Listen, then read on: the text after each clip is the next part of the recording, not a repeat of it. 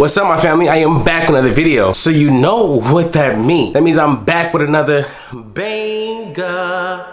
And today I'm about to tell you about the time that I almost didn't see my junior year of high school. So let me give you a backtrack of what my high school actually was.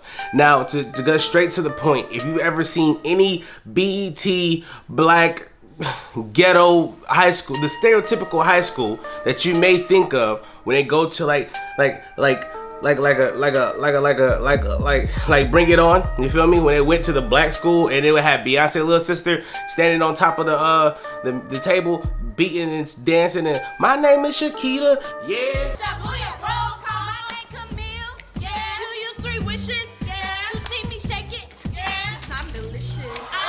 Like that. My high school was like that, but then you mix it with the high school from Lean On Me and how people was doing everything that they wanted to do. Little girls was pregnant by a grown man. It was people selling drugs to the security guard, them shooting dice in the back. Teachers was stealing money. It was just like that. Now everybody wasn't bad, but 90% of the people there, that's their business. That was their business. So I'm in the 10th grade. I'm in my history class. We really didn't do that much. The teacher name, I think, was like Mr. Jackson or something like that. I'm not sure, but he was really soft-spoken. He was a pushover, and no one really paid attention to his class. You know, he didn't give us homework because he was scared to give us homework, to be honest with you. We didn't do tests because he was scared to give us a test. It was a free-for-all. You did whatever you wanted. I don't know how many times I didn't got lunch money from playing spades in that class. Boy, I thought I was gonna be a professional gambler. So one random day, something in Mr. Jackson's spirit had him feeling like he was the man that day. Like it was like he was fed up, you know, enough was enough. These kids gonna respect me.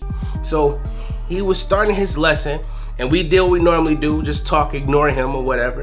And then he said, "Hey, listen up. I ain't doing this no more. Y'all be quiet. Be quiet in the back. Shakita, sit down." So as he's going through that, people are laughing at him. I'm not, because you know, I was raised by good people. And then it starts to die down. He comes back to himself. He gets his bearings back together and realized where he was at in his life. And he realized he didn't want that smoke, you know, that was gonna come with that, especially not with Shakita. So he goes back to his desk and we start talking again. Out of nowhere, we hear another voice. Deeper, much more aggression. We can tell that he used to smoke cigarettes, and it was just a different type of tone. It wasn't Mr. Jackson. And he said, "Shut up, Ozo. Shut up. If you don't, I'm gonna beat somebody." So now I said, oh, who was he speaking to? Who is speaking? So at that point, I'm asking my friends these questions. Who is talking? Who is that? And then next thing you know, I hear, "Hey, shut up, fat boy." It's two fat people in the class. It's two fat boys in this class, and one of them wasn't there that day, so that means it's me. He was speaking to, I was fat boy. So I said, who is talking? Who are they talking to? Let me pause real quick. Now, for anyone that's non-male, we have this thing inside of us called pride. You feel me? And then you mix that with your ego, and it can do some really damaging things. So because of my pride and my ego, I thought I was ready for the smoke. So as I'm asking questions saying, who talking to me? You ain't talking to me like that. Who over here talking? Who's saying that? I'm feeling confident because my friends behind me is egging me on. Like, yeah, you ain't gonna talk to Darcy like that. You ain't gonna do that. Don't do that. Not today. He ain't the one. I'm like, yeah, I ain't the one. It's not me. I might be the two, but I ain't the one, not today. So then, out of nowhere, I see a guy stand up. This guy was like 6'3". I'm 5'7". As you can see, we not that far off, but there's a difference. And when he stands up, he's fully tatted, full 2-arm sleeve, neck tat, a face tat. So I know that he's not, you know, he's not gonna go far in life. He don't care. He obviously gave up on life. So he has nothing to lose, okay?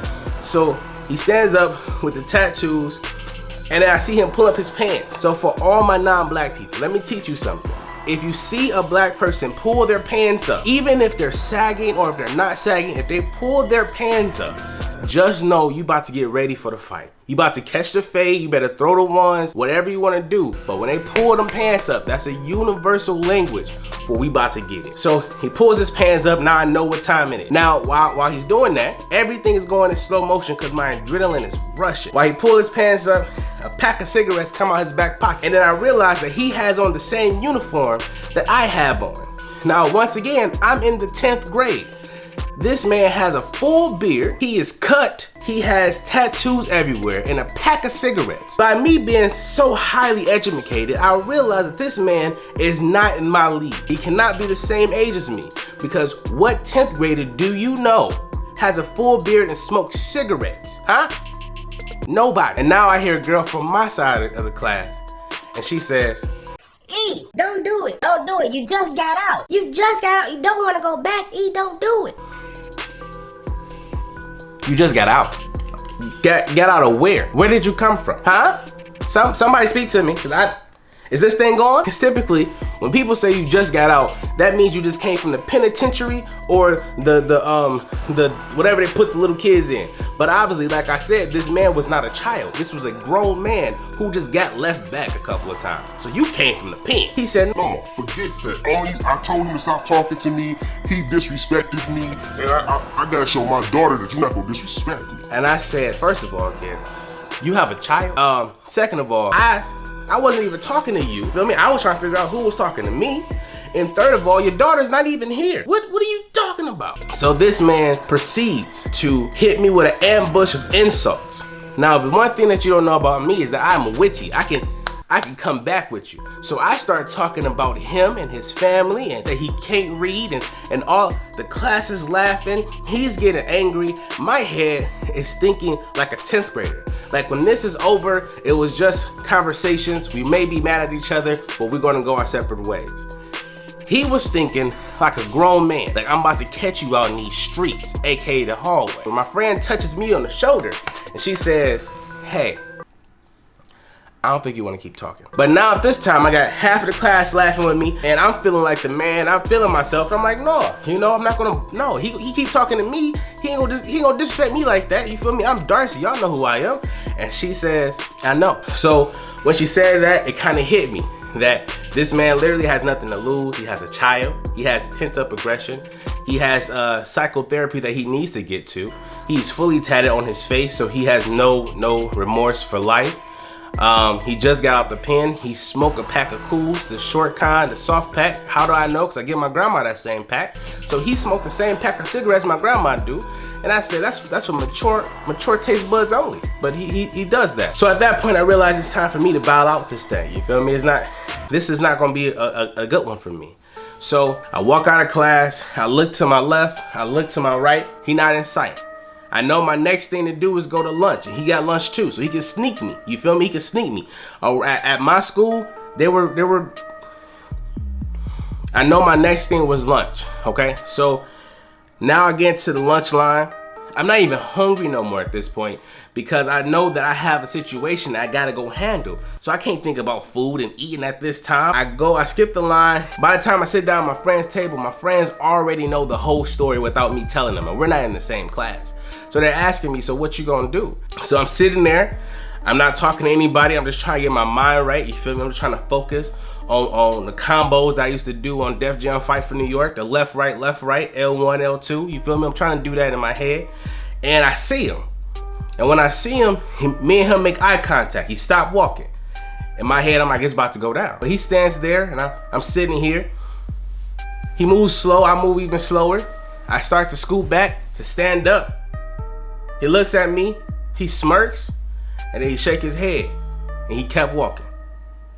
Now, at that time, I swear, my heart felt into my butthole. I have never been in so much fear in my life because I knew that if anything was happen, it was it. So he goes and he sits down, and I look down. My friend says, that's right. He turns back and said, what? I said, nothing, brother, nothing. You feel me? You gonna be great. You do you, brother. We good over here. Now, I know that you thought about to fight this guy. I'm thankful to Mr. Jackson and to E himself to not let me have to go through that situation. Because at that time, I was not physically or mentally capable of it. But at the end of the day, I learned to not let my ego and my pride get in the way of my future success. Do not let those around me infiltrate the way that I'm thinking, because obviously I wasn't thinking at that time. So I found him on Facebook many years later, and he's still not doing great. You feel me? He's still living the same life, but now except for cigarettes, he just got a lot of blunts and Hennessy bottles. So that's how I almost lost my life in the 10th grade. And you let me know in the comments below, what would you do in that situation? Would you keep talking, or would you just shut up and just take it? I don't know. You let me know.